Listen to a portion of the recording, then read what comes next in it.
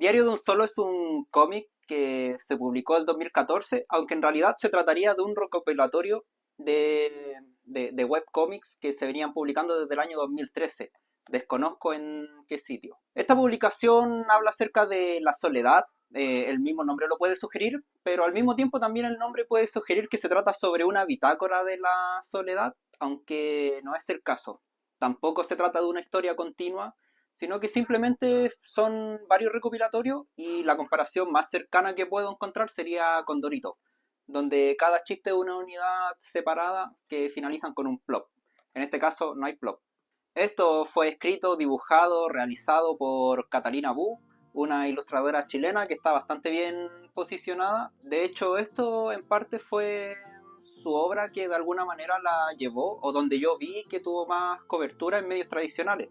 Esto no sabría si definirlo como un éxito de ventas, pero sí fue una obra bastante recomendada y que circuló por bastantes partes hasta que llegó a sacar su segunda parte, Chum, Diario de un Solo Dos. Si bien esta obra tiene como ese componente que hoy en día se puede considerar nostálgica, recordemos que salió en 2014, una época que al menos yo buscando documentarme sobre ella, me topé con bastante contenido, con memes de la época, con esa generación Tumblr, con el Forever Alone, por la puta, High Definition.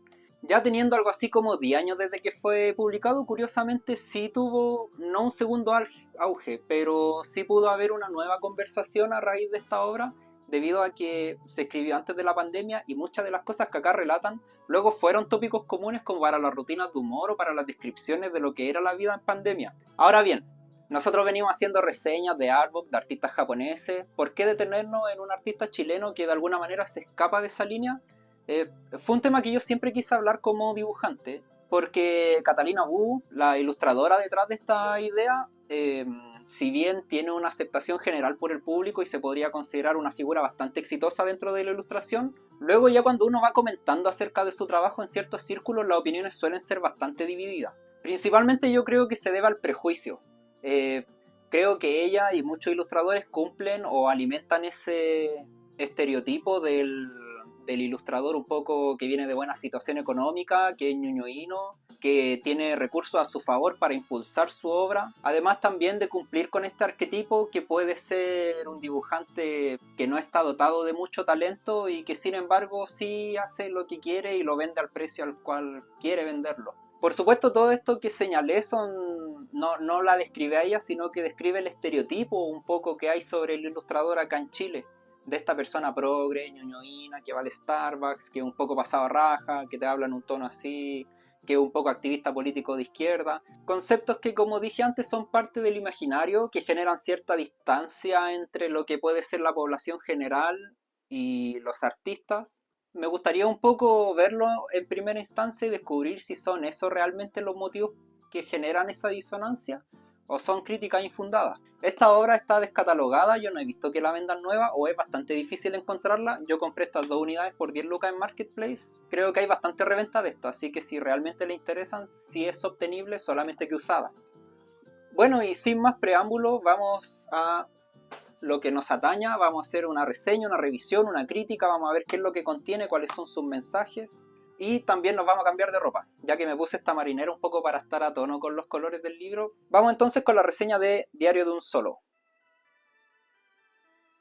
Chum, y aquí lo tenemos. Entonces, ¿de qué trata esto? Como dijimos antes, es un recopilatorio de varias tiras cómicas o de varios cómics que giran en torno a este personaje. Personaje el cual no tiene nombre, que es bastante ambiguo, pero que en entrevistas, tanto dicho por fans o como por la misma Caterina Wu, ha sido definida como el Solo, o así es como se le suele llamar a este personaje. La comedia que contiene este cómic es del tipo de identificación, a mí me gusta definirla como es humor tipo stand-up. No sé si recuerdan programas como el Club de la Comedia o Sergio Freire cuando decía ¿se han fijado qué? O ¿les ha pasado qué? Ese tipo de humor tiene. El tipo de humor de a mí también me pasa, a mí también me ocurre, yo también he comido Dorito acostado viendo Breaking Bad. Lo que me llama la atención, o algo que me llamó la atención haciendo la investigación para este contenido, es topar con ciertas notas como el mostrador, donde un periodista le preguntaba a Caterina Wu, ¿y existen planes para el personaje? El personaje podría tener una polola, y es como, no, pues saco wea, si por algo se llama Diario de un Solo, o sea, ¿por qué le hay que poner polola? Al menos para mí es como muy lógico no tener polola. Pero bueno, él hacía esa pregunta y en realidad a mí me hizo ruido. Respecto al formato, creo que vienen como las cosas que a mí más me llaman la atención y es que es bastante grande. Yo cuando lo veía por internet o lo pensaba comprar, en serio que a mí se me hacía... Yo pensé que era un libro de bolsillo, un cómic de bolsillo, algo con ese formato como muchas veces vienen los mangas, pero no. Se trata de un formato que es bastante grande, acá lo pueden comparar con el tamaño, es casi el tamaño de mi cabeza, y que viene un poco en esta portada, que se siente de bastante calidad. ¿Y por qué hago este comentario? Porque la propia autora en entrevistas dijo que ella lo quería mantener bastante low cost, no quería que fuese una lectura cara. Y yo me acuerdo que en su momento no pasaba de los 15 o los $20. Ahora yo compré los dos por $10, así que se sigue manteniendo barato por si tienen esa duda. Pero volviendo al tema de la calidad, me gusta que por pocas lucas hayan logrado, por ejemplo, colocar una textura en la portada, se siente, se toca bien, tiene ciertos laminados que generan ciertos brillos en los títulos. En contraste, por ejemplo, al interior, y aquí es donde yo dejo de entender un poco la decisión porque está hecha en este papel o en esta hoja blanca que se parece bastante al papel bond, a la hoja de impresora. Y yo tengo una hipótesis de por qué se pudo haber hecho así. Tal vez ella como eligió que esto tenía que ser en color azul, una obra bastante monocromática, el mejor color para contrastar era el blanco. Pero yo siento que no hubiesen tenido problemas con un papel ahuesado o con un papel que tuviese un acabado mucho más elegante que este papel de impresora que contiene la obra. De todas maneras, yo no tengo problema con eso, solamente algo que se me pasó por la mente porque me quebró un poco las expectativas que yo tenía en cómo se había publicado esto. Ahora, el color azul. ¿Qué pasa con el color azul? ¿Por qué a Catalina Wu le gusta tanto el color azul que hizo dos libros que solamente vienen en esta monocromía? Según palabras de ella, dijo que esto le recordaba bastante como a la estampa o un sistema de impresión japonés. Ella nunca es bastante clara al definir en qué se inspira, pero yo, un poco sacando conclusiones propias, creo que ella se refiere a un sistema de impresión que se llama risografía, que sí es un sistema de impresión japonés que se parece bastante a la serigrafía. En realidad no me interesa deshacerme explicando ese sistema de risografía, sino que un poco señalar en qué se inspira y además me parece que puede venir de ahí porque para la época en la que esto se publicó sí era bastante común, al menos acá en Chile, ese tipo de formato en el que los ilustradores vendían su obra. Iban todos a la feria y decían, uy, te vendo la rizo, cómprame la rizo, a 1500 la rizo. Así que puede ser que a lo mejor ella haya querido que esto parezca una risografía y es un trabajo bastante bien logrado. He visto, sin embargo, en otras entrevistas que le han señalado que la sensación que puede dar al lector es que en realidad son dibujos hechos con bolígrafo. Ustedes conocen el típico bolígrafo Bic, el color azul, y que a lo mejor ella quería emular eso, pero ella dijo claramente que no va por ahí. Otra cosa que hay que señalar es que al menos, o sobre todo en la primera parte del libro, el cambio de estilo, tanto en el dibujo de ella como del personaje, es bastante notorio. O sea, todos hemos visto un dibujo animado donde las primeras temporadas se dibuja de una manera y luego va evolucionando y acá también está eso, o sea, el personaje que aparece desde las primeras viñetas es totalmente distinto al personaje que está en la segunda o el personaje que aparece en la segunda parte. Eso no tiene nada de malo, sin embargo, a mí sí me chirría un poco porque si bien a lo mejor ella no quiere ocultar ese proceso o esa evolución, tampoco son dibujos bastante difíciles de realizar, seamos sinceros, son dibujos bastante sencillos. Entonces tampoco había mayor complicación en si es que esto se iba a editar en formato físico, redibujar ciertas viñetas, pero no sé, por ahí ustedes también pueden estar en desacuerdo conmigo y sentir que de alguna manera es hacer trampa el redibujarla. Finalmente, respecto al contenido, bueno, tanto este como la segunda parte son textos bastante breves, no te toma más de 1 o 2 días leer cada uno. Y yo no tengo problema con eso, en realidad yo nunca he sido alguien que mide la obra artística por su extensión. Digamos, si yo compro un videojuego, me interesa que el videojuego fluya de buena manera y no tanto estarlo evaluando por cuántas horas de juego me va a dar. Y lo mismo pasa con esto, o sea, si se puede leer en 1 o 2 días está bien. De hecho, eso puede tener una ventaja, ya que es un cómic bastante propenso a revisitarlo. Como es tan breve, es súper fácil volver a tomarlo para una segunda lectura, cosa que suele ser más difícil con obras que son mucho más complejas o mucho más extensas, porque precisamente te comprometen con mucho más tiempo. Ahora, respecto al contenido, si bien, como ya recalcamos antes, esto contiene simplemente tiras cómicas que no pasan de una plana de extensión, sí tenemos una pequeña biografía de Catalina Wu. Tenemos este diseño que es bastante atractivo sobre patrones, tenemos cierta información técnica sobre su publicación y finalmente algo en lo que no me interesa detenerme tanto, pero en realidad sí me interesa detenerme tanto, es un prólogo de Alberto Montt. ¿Y por qué nos vamos a detener en el prólogo de Alberto Montt? Una, porque cuando uno busca información de prensa digital sobre esta publicación, sale muy señalado ese prólogo de Alberto Montt. Y entiendo que es porque él tiene cierto engagement o es como una figura reconocida, entonces colocarlo en la prensa digital genera más visitas. Puede ser eso uno de los motivos. Y segundo es porque, dicho en propias palabras del autor, bueno, en este caso de Catalina Wu, es que si bien él no es el responsable de que esto se haya publicado, sí pudo haber tenido cierta injerencia, o él tenía como los contactos editoriales donde se hizo la prueba de vender esta idea, donde finalmente no fue publicada, pero sí él pudo haber sido uno de los primeros impulsores. Lo que me llama la atención de su texto es que recalca en cierto punto que el designar a una autora como una autora chilena podría tener cierta mirada paternalista o condescendiente, cosa con la que no estoy de acuerdo y tampoco entiendo a pito de qué viene o por qué es necesario tocarlo dentro de esta publicación. Publicación la cual no destaca no destaca por tocar temas densos, así que desconozco si es que él se habrá querido lucir en esa página sonando un poco más interesante, si es que habrá sido cierta tendencia de la época de los artistas de hablar muy en favor de las mujeres como si fuesen locas que no se pueden defender solas. De alguna manera es algo que a mí sí me chirría porque siento que no era el lugar para tocar ese tipo de temas, tampoco algo tan terrible. De hecho, si yo tuviera que hablar algo terrible de Alberto Montt, quien a mí particularmente no me gusta su estilo, es este fanart, que yo de hecho, gracias a otras reseñas que han hecho otros lectores, me enteré que en realidad en un principio acá venía un dibujo del personaje principal del solo, pero ya en las ediciones posteriores él aporta su propio dibujo, el cual me parece horrendo. Y además, ¿por qué lo pintaste?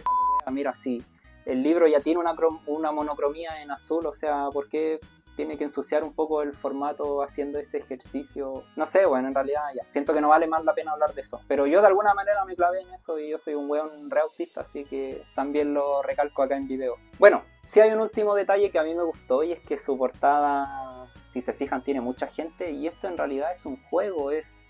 Yo al menos hasta llegar a la última página me di cuenta que hay un listado de gente a la que hay que encontrar. O sea, es un buscando a Wally o encuentra a Wally o liberen a Wally.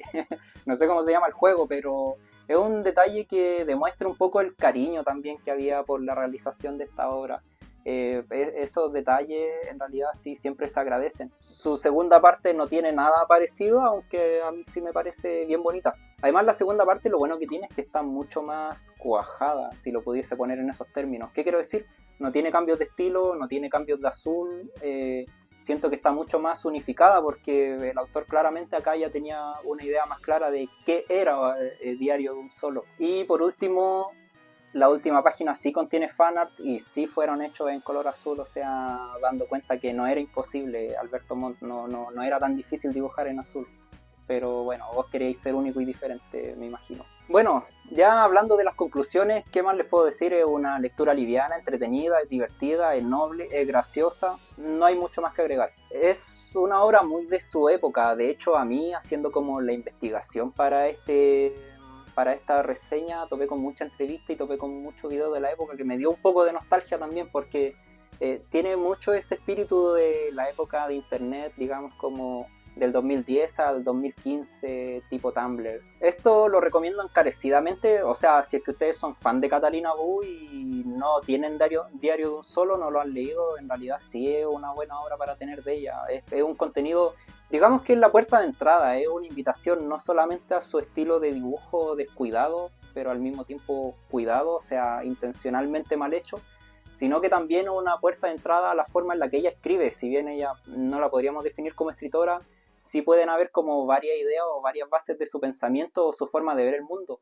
Básicamente lo recomiendo para cualquier persona que no le dé vergüenza por la calle caminar con un tote bag. Para quien no lo recomiendo, en realidad como que no lo recomiendo para quien no le interese Catalina Wu o no le interese la ilustración chilena o no le interese nada de ese mundo. Para quien esto le huela como algo ñoñoíno, en realidad no se lo recomiendo porque siento que no va a conectar o no va a conectar con la visión del autor. Otro tipo de persona para quien no lo recomiendo, y espero que esto no se entienda como un comentario jocoso, sino que en realidad como para gente pobre.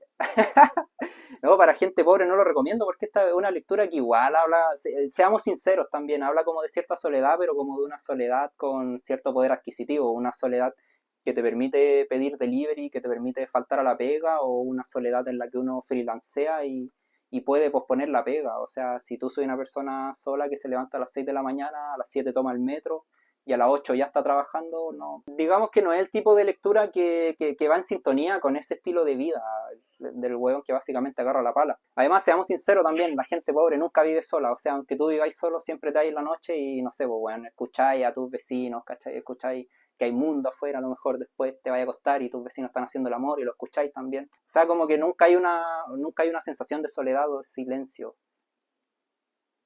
Su segunda parte es una expansión de la primera. A ver, no es una segunda parte porque no es una historia que tenga continuidad, es solamente más cómics. O sea, si te gustó más de esto, acá hay más de eso. Es simplemente eso.